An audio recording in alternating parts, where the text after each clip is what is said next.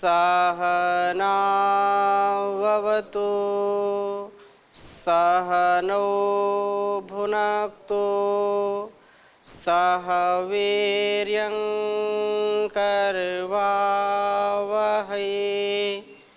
तेजस्विनावधीतमस्तु मा विद्विषावहै। ओ शांति शांति शांति।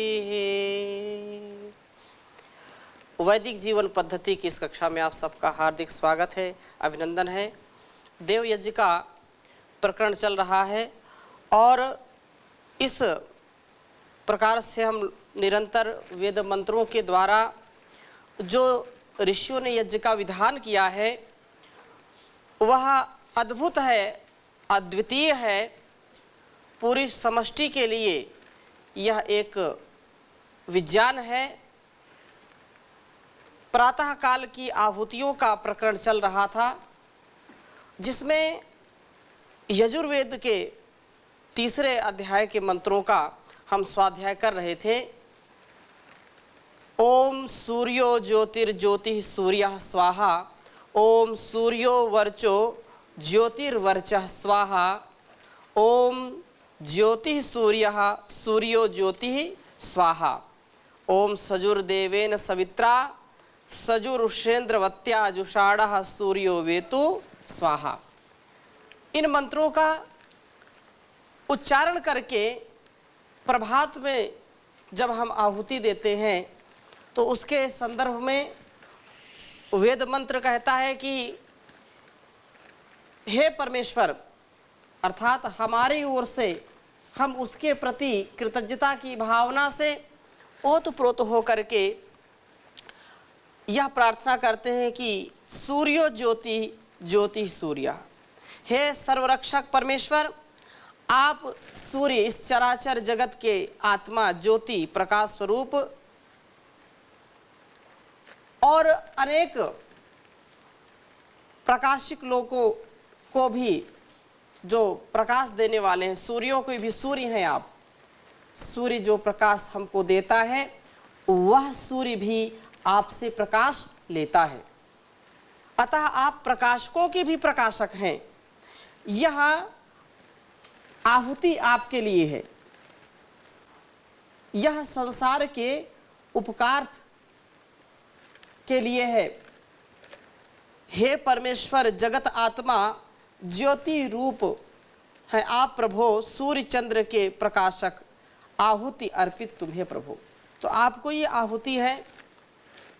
और दूसरे मंत्र में कहा सूर्यो वर्चो ज्योतिर्वर्चः स्वाहा, हे परमेश्वर, आप चराचर जगत के आत्मा, वर्चः सद्विद्याओं को देने वाले हैं। सद्विद्या यदि है तो व्यक्ति का स्वभाव अपने आप अच्छा हो जाता है।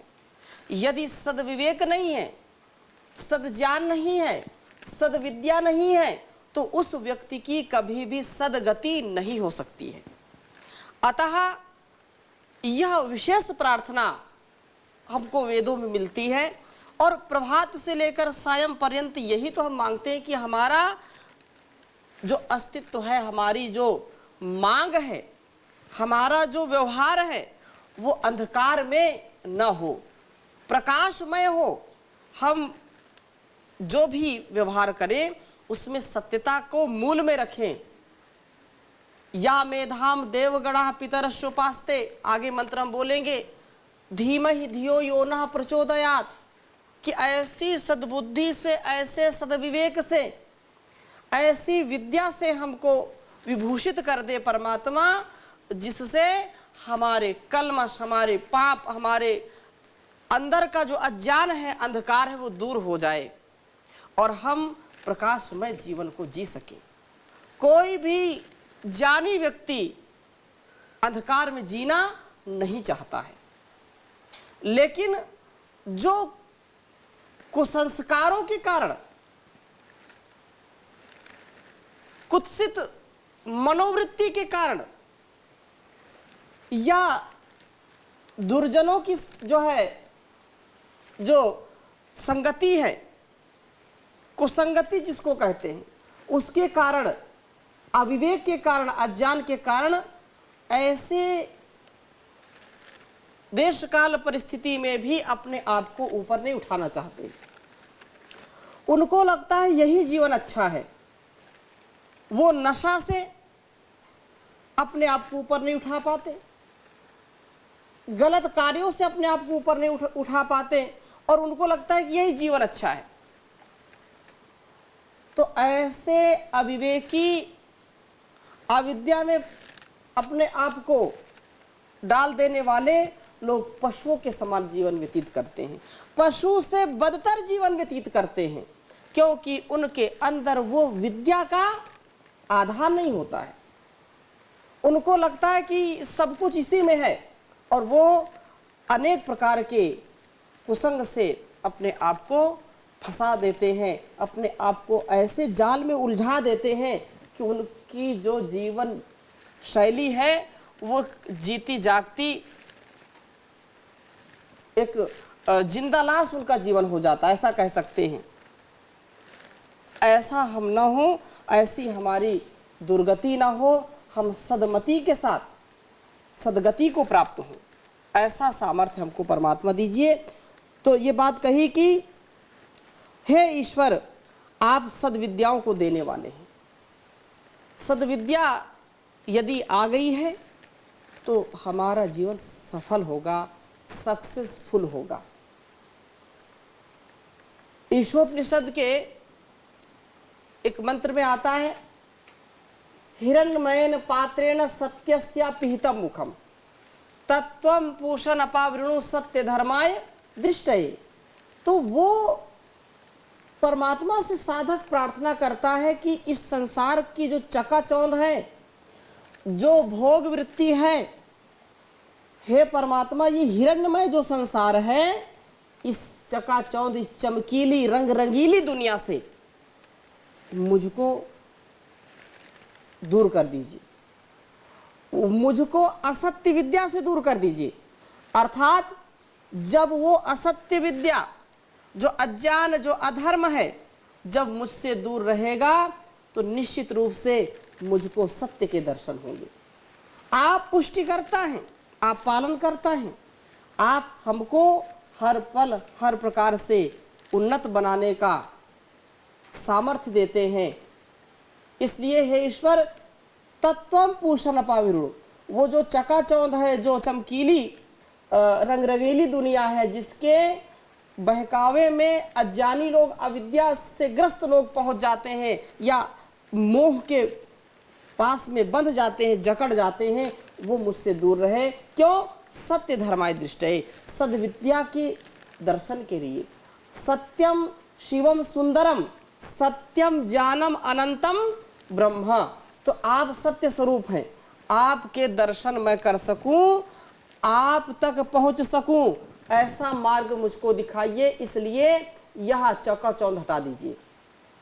तो यहाँ भी वही बात प्रार्थना है कि वो जो प्रकाशित हमको करने वाला परमात्मा है, और जो विद्या रूपी, सद्विद्या रूपी जो उपहार देने वाला है, सद्विद्या रूपी जो साधन संपन्नता देने वाला है, वह परमात्मा ज्योति प्रकाश रूप वर्चा सर्वोत्तम वेद विद्या के प्रकाशक हैं।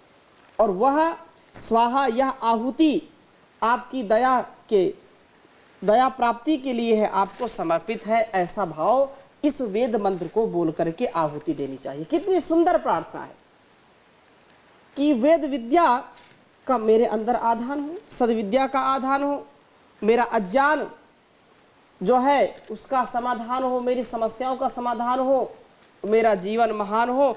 इससे बढ़कर के और क्या हो सकता है। और ये बात कही, हे परमेश्वर जगत आत्मा विद्या दाता आप प्रभो, ज्योति रूप है वेद प्रकाशक आहुति अर्पित प्रभो तुम्हें। तो ये आहुति आपको अर्पित है परमात्मा। और तीसरा मंत्र, ओम ज्योति सूर्यः सूर्यो ज्योति स्वाहा। इस मंत्र में कहा कि हे सर्वरक्षक परमेश्वर, आप ज्योति ही प्रकाशमान हैं, सूर्य सब जगत को प्रकाशित करने वाले हैं, सकल संसार के आप स्वामी हैं, ज्ञान प्रकाशक और ऐश्वर्य देने वाले हैं, ज्ञान भी देने वाले हैं, ऐश्वर्य भी देने वाले हैं। यह ऐश्वर्य पा करके हम और उन्नत बने, आपका गुणगान करने में प्रमाद न करें, आलस्य न करें, क्योंकि ये भी एक प्रकार का ऐश्वर्य है। जो भक्त होता है उसको परमात्मा के भजन में ही सबसे ज़्यादा आनंद आता है।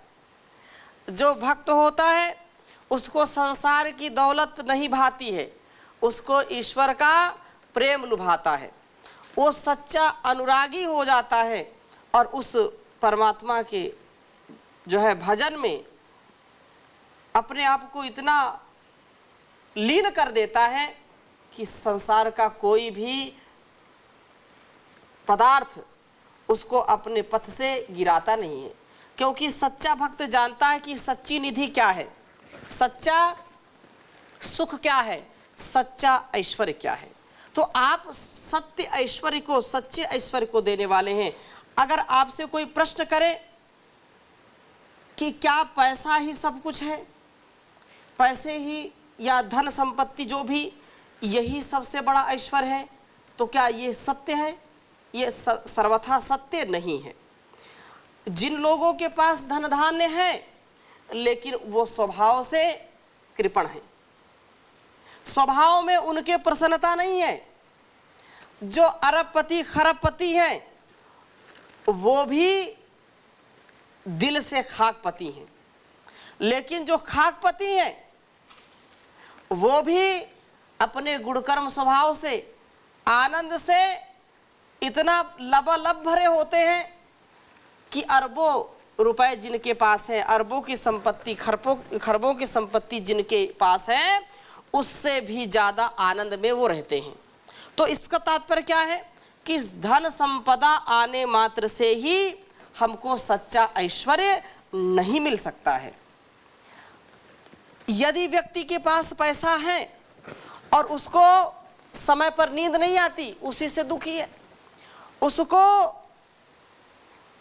कोई प्रेम करने वाला नहीं है, स्नेह देने वाला नहीं है, उसको कोई प्रेरणा करने वाला नहीं है, उसका कोई मार्गदर्शन करने वाला नहीं है, तो व्यक्ति उससे भी दुखी होता है।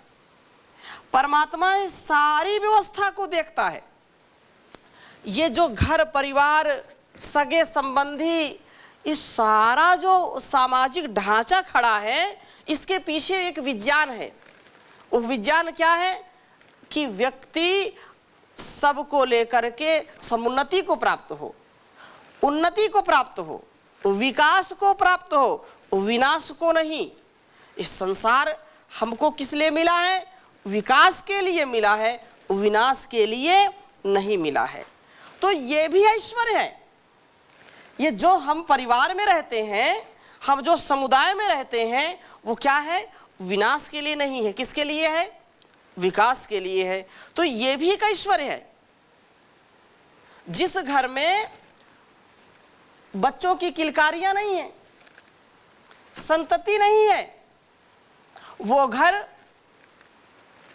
बिल्कुल सुनसान रहता है। वो सच्चा धन क्या है? यदि कोई माता पिता या किसी दंपति से आप कहिए, कोई परिवार है उससे कहिए कि तुमको बहुत धन दौलत मिलेगी, सारे बच्चों को हमको दे दो, आपके घर में कोई बच्चा नहीं रहेगा, कोई स्वीकार करेगा क्या? तो ऐश्वर्य कहाँ है? माता पिता का सच्चा ऐश्वर्य किसमें है? वो बच्चों में है।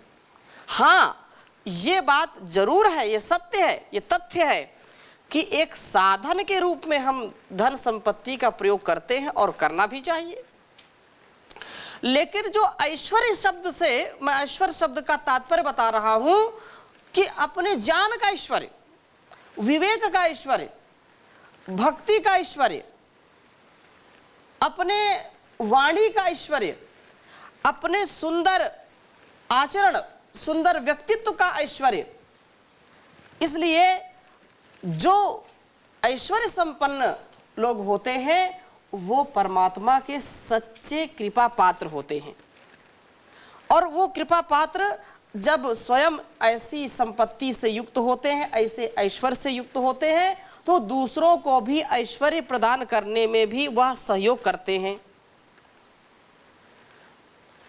किसी भी प्रकार से कोई बहुत सुंदर है तो उसका शारीरिक सौंदर्य है, उसका शारीरिक ऐश्वर्य है, लेकिन इसका तात्पर्य ये नहीं कि वो ऐश्वर्य का तात्पर्य हम सुंदरता से बड़ा सुंदर है और जो सुंदर नहीं है, थोड़ा कुरूप है, वो ऐश्वर्यशाली नहीं है, ऐसा बिल्कुल नहीं।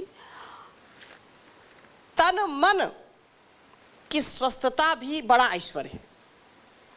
शरीर का स्वस्थ होना, मन का स्वस्थ होना, यह भी बड़ा ऐश्वर्य है। अब शरीर तो बहुत सुंदर दिखाई पड़ रहा है लेकिन कई रोग लगे हुए हैं, तो इसको कोई ऐश्वर्य कहेगा क्या? वो जिसको रोग लग गया है एक बार और बहुत आपको दिखाई पड़ता बड़ा हष्ट पुष्ट है या बहुत सुंदर है, कोई स्त्री हो या पुरुष हो, लेकिन उसके दिल से पूछो आप कि उस कैसे जीवन व्यतीत कर रहा है, तिल तिल करके वो जी रहा है। क्यों? उसको जो स्वास्थ्य का ऐश्वर्य उसको नहीं मिला है। संपत्ति खूब है, परिवार भी बड़ा है, लेकिन जो स्वास्थ्य का ऐश्वर्य है उसमें वह कमजोर है। तो उसको लगता है कि शरीर कैसा भी हो, गोरा हो, काला हो, लंबा हो, नाटा हो, मोटा हो, कैसा भी हो, लेकिन शरीर कैसा होना चाहिए? स्वस्थ होना चाहिए। तो स्वास्थ्य का एक अलग ऐश्वर्य है। ऐसे ही स्वास्थ्य बढ़िया अच्छा है, शारीरिक कोई परेशानी नहीं, लेकिन मन अच्छा नहीं है, मन से व्यक्ति अस्वस्थ है, मन का ऐश्वर्य यदि नहीं मिला है तो भी सब कुछ मिलने पर भी व्यक्ति दुखी रहता है। सारे संसार का भोग ऐश्वर्य प्राप्त करके भी मनुष्य का यदि जीवन दुखी है, मन में उसके छल कपट, ईर्ष्या, द्वेष, क्रोध या तनाव या संशय या अविश्वास आता है, तो वो भी मानसिक ऐश्वर्य नहीं कहलाता है। व्यक्ति को पल पल जो है, क्षण क्षण उसको भय लगा रहता है, उसको मानसिक जो अस्वस्थता है उसके प्रति यदि समुचित प्रयोग ना किया जाए, उसका इलाज ना किया जाए, तो व्यक्ति का जीवन जल्दी नष्ट हो जाता है। इसलिए मन और तन दोनों को स्वस्थ रखना, स्वस्थ रहना, ये भी एक ऐश्वर्य है। संसार में अनेक ऐश्वर्य हैं, उन सारे ऐश्वर्यों का स्वामी कौन है? वो परमपिता परमेश्वर है। अतः ये प्रार्थना कि सकल संसार के स्वामी हैं आप और ज्ञान प्रकाशक हैं, ऐश्वर्य देने वाले हैं, यह आहुति आपके लिए समर्पित है। अभी मेरे लिए नहीं है, आपके लिए है। और हे परमेश्वर ज्योति रूप हो, जगत प्रकाशक आप प्रभो, जग के स्वामी ज्ञान प्रदाता, आहुति अर्पित तुम्हें प्रभो। तो आहुति आपको अर्पित कर रहे हैं, समर्पित कर रहे हैं। और अगली बात क्या कही? ओम सजुर्देवेन सवित्रा सजुरुषसेन्द्रवत्या जुषाणः सूर्यो वेतु स्वाहा। इस प्रार्थना से, इस प्रकार से भक्त या इस प्रकार से साधक प्रार्थना कर रहा है, और ये होना चाहिए जब हम ये आहुति दें इस मंत्र को बोल करके, तो हमारे हृदय में ये भाव जरूर होने चाहिए। क्रिया भी चल रही है लेकिन भाव पूर्ण क्रिया हो, भाव से हीन ना हो कि मन कहीं दूसरे स्थान पर है, क्रिया कहीं चल रही है, दृष्टि कहीं है, ऐसा बिल्कुल नहीं होना चाहिए। तो ये प्रार्थना यहाँ पर है कि हे सर्वरक्षक परमेश्वर, आप सजूहु सर्वव्यापी, देवेन सर्वोत्पादक, सवित्रा सब जगत के प्रकाशक, सजूह सबसे प्रीति रखने वाले अर्थात दयालु, इंद्रवत्या उषसा सूर्य के प्रकाश वाली प्राणदयी उषा काल के साथ, जुषाणः जो स्तुति करने के योग्य, सूर्य चर अचर जगत के आत्मा हैं आप, वेतुहु आप हमें प्राप्त होइए। यह आहुति आपके लिए है, स्वाहा, यह आहुति किसके लिए है? आपके लिए है। भाव यह है इस मंत्र का कि रात्रि को हम दीपक जलाते हैं, रात्रि में दीपक जलाते हैं और तारागण भी चमकते हैं, चंद्रमा भी चमकता है, प्रकाश देता है, परंतु प्रातः होते ही जैसे ही सूर्य उदय का समय होता है तो सूर्य के अंदर सबका प्रकाश लीन हो जाता है। सारे ताराओं का, सारे चंद्रमा का, और जितनी भी हम जो है यदि दीपक जलाते हैं या बल्ब जलाते हैं तो सूर्य के सामने क्या हो जाते हैं? सारे फीके पड़ जाते हैं, सारा प्रकाश वो अपने अंदर समाहित कर लेता है। अगर कोई दिन में दीपक जला करके, टार्च जला करके यात्रा कर रहा है, आगे जा रहा है, तो आप उसको बुद्धिमान नहीं कहेंगे। कोई हाथ में लालटेन लेकर के बढ़ रहा है और आप उससे पूछें भाई दिन में आप लाइट क्यों जलाए, बोले कि अंधेरा दिखाई नहीं पड़ रहा है, तो ऐसा वो कहे और आप विश्वास करें, ऐसा नहीं हो सकता। क्यों? क्योंकि उसकी आवश्यकता ही नहीं वहाँ पर। जब सूर्योदय हो गया है तो दीपक कोई हाथ में लेकर के, टार्च हाथ में लेकर के यात्रा करे या कोई हाइलोजन जला दे तो उसका कोई मतलब है क्या? कोई मतलब नहीं है।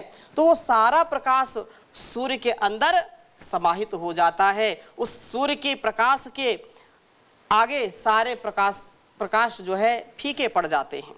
तो सूर्य जो है दो मुख्य रूपों में हमारे सामने आता है, उदय तथा अस्त। एक बार उदय होता है प्रभात में और फिर अस्त होता है। तो ऐसे ही जो उदय और अस्त के समय सूर्य की ज्योति और प्रातःकालीन जो लाली की ऐश्वर्य वर्धनी प्रेरणा मिलकर एक सर्वांगपूर्ण प्रकाशमयी विभूति बनती है। इस विभूति को देख करके इसके मूल कारण जगदीश्वर सर्व प्रकाश का ध्यान करते हुए आहुति देनी चाहिए।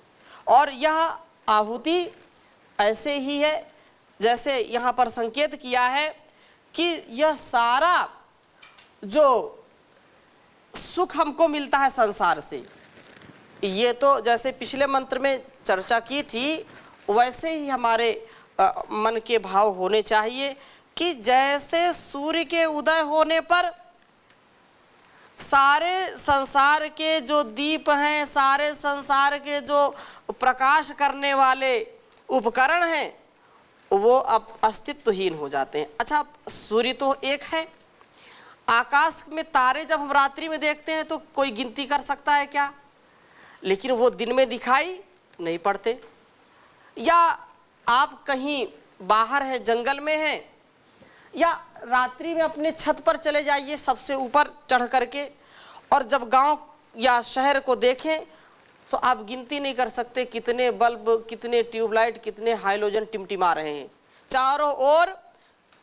अक्सर जब ऊंचाई पर होते हैं, कोई वायुयान की यात्रा किया हो या कोई पहाड़ों पर रहता हो, तो वहाँ से आप देखिए कि कितना जगमग, जैसे ऋषिकेश में कोई है और वहाँ नीलकंठ की पहाड़ियों पर चढ़ गए, वहाँ से सारा नज़ारा इतना भव्य दिखाई पड़ता है कि जैसे किसी ने हजारों लाखों दीपक जला दिए। बात वही है। और वही दीपक दिन में भी यदि जलें, कितने भी जला दो, तो क्या वो दिखाई पड़ेंगे? नहीं दिखाई पड़ेंगे, उनका अस्तित्व कुछ नहीं है। ऐसे ही हमको विचार करना चाहिए कि संसार में जो छोटे छोटे सुख के लिए हम परेशान रहते हैं, हमको छोटे छोटे सुख में ईर्ष्या द्वेष दूसरों से करनी पड़ती है, हम झंझट कर बैठते हैं, लड़ाई कर बैठते हैं, ये मुझको चाहिए, ये संपत्ति, ये मेरा सुख, ये मेरी वस्तु मुझको चाहिए। लेकिन सबसे बड़ा सुख किससे मिलता है? उस परम पिता परमेश्वर से मिलता है। तो सारे सुख उसमें समा गए। संसार का जो सुख है, छोटे छोटे जो सुख हैं, वो सारे सुख किस में समा गए?